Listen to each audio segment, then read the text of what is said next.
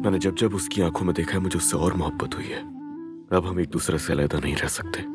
नूर, देखें आज मैं स्कूल जा रहा हूँ। मैं नूर आंटी को पसंद करता हूँ। किसको पसंद करते हो तुम? हाँ? और ये आज के बाद अगर आपका यही रवैया उसके साथ रहा तो जो नतीजा होगा उसकी जिम्मेदार आप खुद होंगी। अम्मी को ये पता होगा कि उनका बेटा स्कूल जाने वाला है? पता होगा। हो सकता है कि वो मुझे कल स्कूल में देखने ही आ जाए। अम्मी नहीं आए अभी तक। आज स्कूल का पहला दिन है, उन्हें आना चाहिए था। मुझे सब याद है लेकिन अपना बेटा याद नहीं। जब तुमने अपने बच्चे को गोद में लिया। मुझे नहीं देखना।